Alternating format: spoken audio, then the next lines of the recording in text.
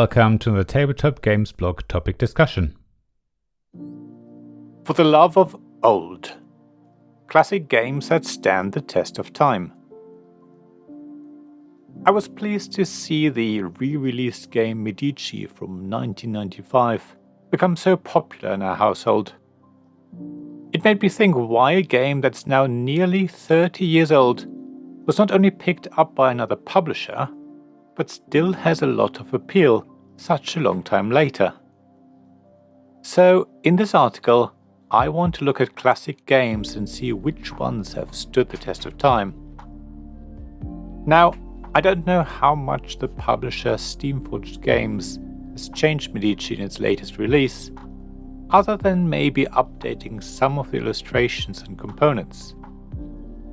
I never played the game until now, so I don't know any of the earlier versions.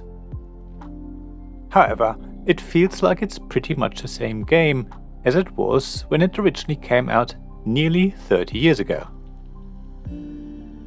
A designer such as Rainer Knizia is a good indicator that the game is solidly designed, so it's likely that the same game will be appealing over a long period of time. I think Knizia is very good at distilling a set of mechanisms into a game that's simple and clear. It means there are very few rules and only one or two things you need to concentrate on. His games usually appeal to a wide range of ages and experiences of the modern board game hobby. Medici is a good example. I have yet to review the game, but it's certainly very quick to teach, plays in under an hour, and is basically about one thing: bidding. From that simple starting point, a game develops that is full of bluffing, counting, excitement, and general table talk that the whole family can enjoy together. Medici is a clear evergreen title in my view, and Steamforged Games seems to agree. Of course, a good designer behind a game doesn't make for an evergreen. Some games are of a certain era. These classic games are set against a historical backdrop in a way that wasn't appropriate back then, even though it was usually accepted as harmless, or at least tolerated, but that's certainly not appropriate now. These games rightly deserve to be spurned. I mean, glossing over the slave trade to create a fun family game is just awful. Having stated the obvious, we are left with other games that were considered solid, exciting, and appealing when they first came out, but have not stood the test of time for other reasons. Taste certainly has something to do with it, of course. For example, while Conan had a certain appeal at the time, Dune seems to be the new hit. There are other genres and settings that just don't hit the mark any longer, even though they were hugely popular in their time. Game design has also changed. While 10 to 20 years ago we happily dealt with the oodles of end-of-round housekeeping and clunky mechanisms that just weren't quite refined, or accepted a lot of downtime between turns, now this is no longer the case. Modern hobby games have gotten better on a mechanical and procedural level. They work more smoothly and efficiently than their classic game counterparts. Similarly, games are often much shorter nowadays. It is possible to squeeze the same amount of excitement into a game that lasts less than 60 minutes as a classic game that would have taken 2 to 3 hours. Partly that's because the flow of games is now more efficient, but also because mechanisms are stripped back and have become more refined. For a game to have a good chance of becoming an evergreen, it needs to be timeless. That is obvious, of course, but it also outlines some characteristics these types of games share.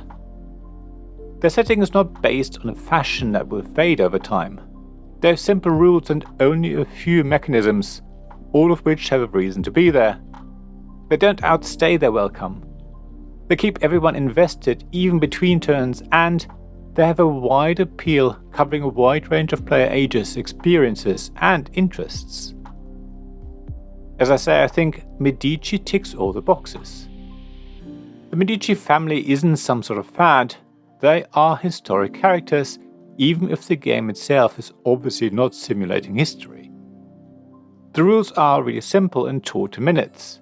In fact, you can teach the game as you play. Every rule and mechanism has a reason to be there. There aren't edge cases or exceptions. Even ties are always resolved in the same way. Medici plays in under an hour, whatever the player count, and stays interesting and exciting right until the end. The bidding and bluffing and general table talk appeal to a wide range of players, and for some it's the set collection element that they enjoy. It just works. In the same way, Carcassonne is an evergreen game in my view.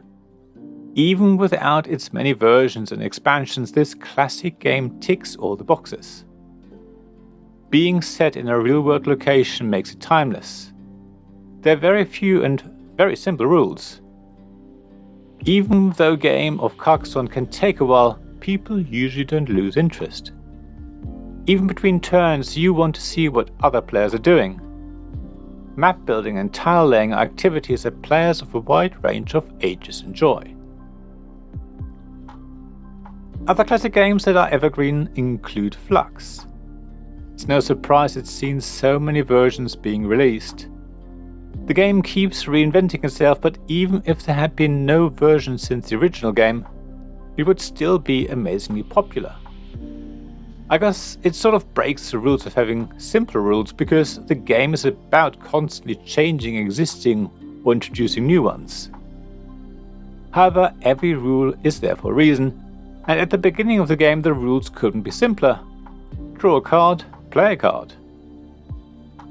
Catan, or Settlers of Catan as I still know it, is another classic game that still sells amazingly well and continues to have a huge following, including tournaments and new releases. It also ticks all the boxes except maybe game length. I do find it slightly outstates its welcome. If you could cut half an hour of the playtime, it would be a lot more appealing. Citadels is another game that ticks all the boxes except game length. If played well, you can drag it out quite a bit, while the excitement level drops to near zero. At some point, it will be clear who the winner is going to be, and artificially extending the game is just painful. Of course, a lot of abstract games are evergreens for the same reasons. I love the Q series of games such as Corridor or Kawali from Gigamig. They have no setting and very simple rules, yet they're exciting and keep everyone's interest from the start right through to the end. If anything, these games become more exciting the longer they last.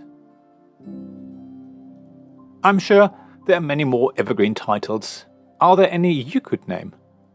What makes classic games evergreen titles for you? Do you have a game that was recently released but originally came out 20 or more years ago? As always, please share thoughts and experiences on the blog at tabletopgamesblog.com. I'd love to hear from you. Thank you for listening to this Tabletop Games Blog topic discussion podcast. Please check the description below for links mentioned in this episode, as well as to the written version of this article on the blog. If you enjoyed this episode, please subscribe, give us some stars or leave a review. Please also tell your friends about me, and if you want to offer financial support, check out my Patreon and Ko-fi pages, links to which you'll find in the blog at tabletopgamesblog.com.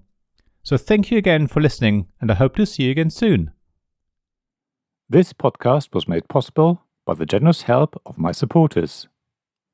Royal Patron Sean Newman, Magic Champion John Risley, Castle Guards David Miller and James Naylor, Dice Masters Alex Bardi, Paul Grogan and Robin Kay, and Shining Lights Jacob Davis, Gavin Jones, Sarah Reed and Richard Simpson.